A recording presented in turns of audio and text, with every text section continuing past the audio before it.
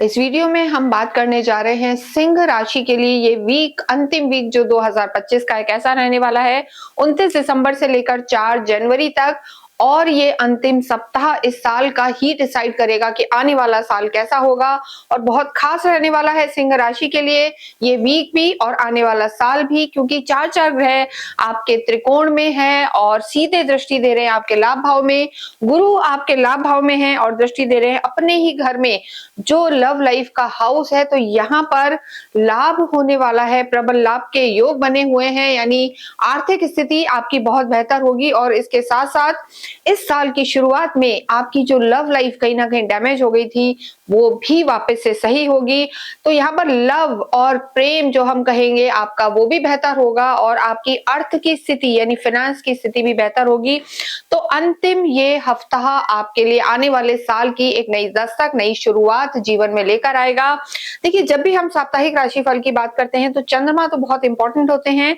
चंद्रमा इस पूरे ही वीक आपके मेष में रहेंगे, उसके बाद वृषभ में, मिथुन में और अंतिम दिन लास्ट डे वो जरूर से कर्क में जाएंगे जो त्रिक भाव है। लेकिन पूरा ही वीक चंद्रमा की स्थिति भी बेहतर है और पूरे ही दिन यहाँ पर लाभकारी रहेंगे। चंद्रमा भाग्य में रहेंगे, कर्म में और लाभ में रहेंगे। कुछ समय के लिए वो आपके 12वें घर में आएंगे, लेकिन ये जो ट्रांजिट पीरियड जिसे हम कहते हैं एक साल से दूसरे साल में प्रवेश आपके लिए बहुत बहुत लाभकारी और भाग्यशाली आपको बनाने वाला है। सिंह राशि की अगर हम स्वास्थ्य की बात करें, सबसे पहले हालांकि नहीं भूलना चाहिए कि शनि की ढैया चल रही है, शनि आपके अष्टम में है। और देखिए, जब भी हम शनि की ढैया की बात करते हैं या साढ़े साथी या शनि की महादशा की, तो हम कहते हैं कि शनि आपकी कुंडली में कैसे हैं ये देखना जरूरी है। तो शनि अष्टम में है, लेकिन अगर आपकी कुंडली में भी शनि छठे, आठवें, 12वें में है या शनि नीच के हैं तो थोड़ा सा मानसिक तनाव रह सकता है। यहाँ पर आपको मानसिक तनाव इस वीक में रह सकता है, किसी नियर एंड डियर की तबियत यहाँ पर खराब हो सकती है और इसके साथ साथ लोअर बॉडी पार्ट में आपको थोड़ी सी तकलीफ रह सकती है, यानी किसी को अगर बैक की प्रॉब्लम है, पैरों में तकलीफ हो सकती है, छोटी मोटी चोट लग सकती है। तो इस वीक के एंड में यानी लास्ट डे ऑफ वीक 4 तारीख को जो है आपको थोड़ा सा ध्यान रखना है, क्योंकि 4 तारीख को जो चंद्रमा है आपके 12th हाउस में रहेंगे, 12वें घर में रहेंगे जो आपका त्रिक भाव है। और उस दिन आपको थोड़ा सा ओवर थिंकिंग की समस्या रह सकती है, इमोशनल हो सकते हैं, क्योंकि आप भी बहुत इमोशनल होते हैं। तो ज्यादा ना सोचें, प्रैक्टिकल रहें, यही आपके लिए जरूरी है। ये साल सूर्य का है और ये जो वीक है आपके लिए बहुत लाभकारी रहेगा। तो यहाँ पर स्थितियां बेहतर है, लेकिन ओवर थिंकिंग से बचें और अपने जो हम कहेंगे पैरों का और बैक का थोड़ा सा ध्यान रखें, वहां पर तकलीफ आपको रह सकती है। इसके अतिरिक्त पूरा ही वीक आपके स्वास्थ्य में सुधार देगा। लेकिन देखिए, हमें नहीं भूलना है कि केतु आपकी लगन में है जो कहीं ना कहीं भ्रम या थिंकिंग को बढ़ा देता है। तो अगर ऐसे में पॉजिटिव रहते हैं तो ये वीक भी आपका अच्छा ही रहेगा।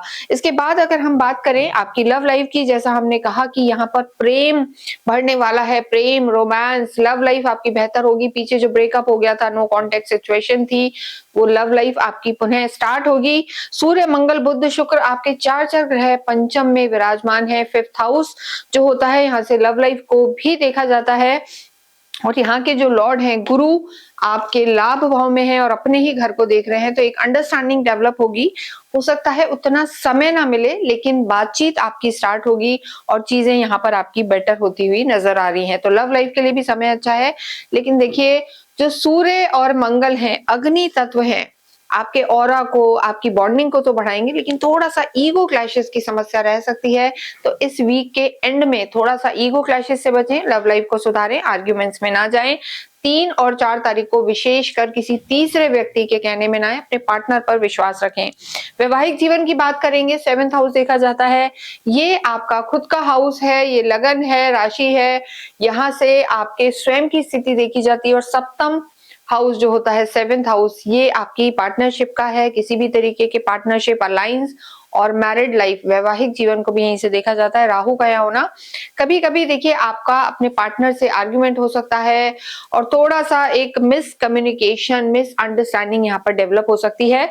शनि आपके 8वें घर में है, शनि की ढैया है और शनि ही लॉर्ड हैं आपके 7th हाउस के। तो अपने स्पाउस के स्वास्थ्य का यहाँ पर जरूर ध्यान रखना है। हमने कहा है कि किसी न किसी के स्वास्थ्य में दिक्कत आ सकती है, तो अपने हस्बैंड, वाइफ, जो भी आपके स्पाउस हैं, उनके स्वास्थ्य का ध्यान रखें।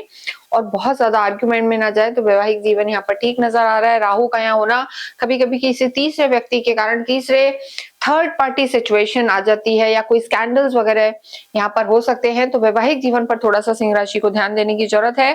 कार्य क्षेत्र की बात करें, शुक्र आपके लॉर्ड हैं और शुक्र का आपके त्रिकोण में होना, यानी शुक्र आपके देखिए कर्म क्षेत्र के लॉर्ड हैं, पराक्रम के भी लॉर्ड हैं और यहाँ आपके त्रिकोण में विराजमान है मंगल के साथ, तो पर्सनल लाइफ बहुत बेहतर होगी। कार्य क्षेत्र के हिसाब से भी स्थितियां बहुत बहुत बेहतर हैं, क्योंकि त्रिकोण में आपके राशि स्वामी का होना, मंगल का होना, बुध का होना, शुक्र का होना। हमने बताया बुध 29 तारीख को जब ये वीक स्टार्ट हुआ है तभी उन्होंने यहाँ त्रिकोण में प्रवेश करा है, तो चतुर्ग्रही योग तो यहाँ बना हुआ है। साथ ही साथ प्रबल जो हम कहेंगे एक राजयोग भी बुध आदित्य योग बना हुआ है, तो सरकारी महकमे से फायदे हो सकते हैं। अगर आपका किसी भी तरीके से जॉब में है, प्रमोशंस रुके हुए थे, अप्रेजल्स चल रहे हैं, आपके इंक्रीमेंट रुके हुए थे, तो ये वो वीक है, साल का अंतिम वीक जो आने वाले साल की आपकी जो स्ट्रेटेजी है उसको बताएगा। आपकी दस्तक, वो जो हम कहेंगे नए साल की दस्तक बहुत शुभ रहे वो स्थिति पैदा करेगा। तो ये साल का जो अंतिम वीक है ये आपके लिए लाभकारी रहने वाला है। सरकारी क्षेत्रों से फायदा होगा किसी भी रूप में। अगर आप डिजिटल वर्ल्ड से जुड़े हुए, एआई, ऑनलाइन काम करते हैं, कम्युनिकेशन से रिलेटेड कोई कार्य है, राहु का 7th हाउस में होना आपको नेम फेम दिलवा सकता है। राहु एक ऐसे प्लैनेट है जो सडन चेंजेस आपके करियर में ला सकते हैं और अचानक से कहा जाता है कि अर्थ से फर्श और फर्श तक ले जाने वाले राहु ही होते हैं। और राहु अगर आपकी कुंडली में भी बहुत अच्छी स्थिति में है तो यहाँ पर सिंह राशि वालों को वो नेम फेम अवश्य ही दिलवाएगा। तो कार्य की दृष्टि से समय अच्छा है। देखिए यहाँ पर एक चीज हम अवश्य कहेंगे कि गुरु की भी जो स्थिति है, गुरु लाभ भाव में है, मनोकामनाओं को पूरी होने का समय है और विदेशों से लाभ आपको हो सकता है, एक्सपोर्ट इंपोर्ट का कार्य आपका बढ़ सकता है। चंद्रमा की स्थिति पूरे ही वीक अच्छी है, सिर्फ 4 तारीख को आपको धन की स्थिति को संभालना है, यानी 4 तारीख को आप अगर कोई मेजर डिसीजन अपने कार्य को लेकर करते हैं, धन का लेन देन करते हैं या किसी तरीके की नई प्लानिंग करते हैं, तो 4 तारीख को आपको थोड़ा सा संभल कर चलना है, अन्यथा कोई स्लो डाउन आप फील कर सकते हैं या आपको ऐसा लगेगा कि मैंने मेहनत की, रिजल्ट नहीं मिला या मैंने ये डिसीजन नहीं लेना था, आपको रिग्रेट ना हो। इसलिए 4 तारीख को आप अपने कार्य क्षेत्र को संभालें, यात्राओं को अवॉइड करें और कोई मेजर डिसीजन ना लें तो आपके लिए बेहतर होगा। अन्यथा यहाँ पर जो आपके धन भाव के लॉर्ड हैं और जो आपके लाभ भाव के लॉर्ड हैं बुध, वो बहुत अच्छी स्थिति में है और आपके त्रिकोण में है, तो यहाँ पर लव लाइफ बेहतर होगी और आय के नए नए स्रोत खुलेंगे और धन की स्थिति बेहतर होगी। विद्यार्थियों के लिए समय अच्छा है, गुरु वक्री जरूर है लेकिन विद्यार्थी मेहनत करते हुए दिखेंगे और ये वीक उनको सफलता भी दिलाएगा। आप किसी भी रूप में अगर कॉमर्स बैकग्राउंड से हैं तो सफलता आपकी निश्चित है। भाग्येश आपके मंगल हैं और देखिए मंगल इस समय आपके चल रहे हैं त्रिकोण में, अस्त अवस्था में जरूर है, लेकिन भाग्येश का एक त्रिकोण के स्वामी का दूसरे त्रिकोण में होना, सूर्य के साथ होना, मंगल के साथ होना, मतलब मंगल तो आपके भाग्य ही है, स्थिति आपके लिए बहुत बेहतर है। तो भाग्य यहाँ पर सिंह राशि का पूरा पूरा साथ देंगे। थोड़ा सा स्लो स्पीड है क्योंकि शनि की ढैया भी है, तो मेहनत करते रहे, भाग्य आपका साथ देगा। और यहाँ पर जमीन जायदाद से भी फायदा हो सकता है, पैतृक संपत्ति का लाभ उठा सकते हैं। लंबे समय से आप सोच रहे थे कि हमें कोई रेनोवेशन कराना है, कोई नई चीजें लेनी है, गाड़ी लेनी है या घर में या ऑफिस में कोई चीजें टेक्नोलॉजी एड ऑन करनी है, तो यही वो वीक और समय है जो आपको लाभ पहुंचा सकता है। वीक के एंड में बड़ा डिसीजन ना लें और इसीलिए हमने कहा है कि साल का अंतिम सप्ताह डिसाइड करेगा कि आने वाला साल कैसा होगा। तो इस समय को बिल्कुल भी ना गंवाएं और पूरा लाभ लें। जितना हो आप हनुमान चालीसा का पाठ करें, आदित्य हृदय स्रोत का पाठ करें, सूर्य को जल अवश्य चढ़ाएं।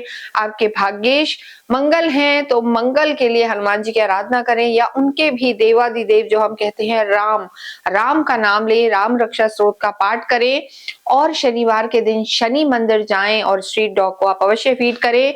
किसी भी तरीके से पितृ दोष है या परेशानियां हैं, घर में कलह का वातावरण है, तो शनिवार के दिन पीपल के पेड़ में मीठा जल अवश्य चढ़ाएं। इसके साथ ही इस वीडियो को हम यहीं समाप्त करते हैं। हो पाए तो एक मुखी रुद्राक्ष पहने जिससे लक्ष्मी की कृपा आप पर बनी रहे। कमेंट बॉक्स में अवश्य ही ओम सूर्याय नमः, ओम भास्कराय नमः लिखें। Thank you.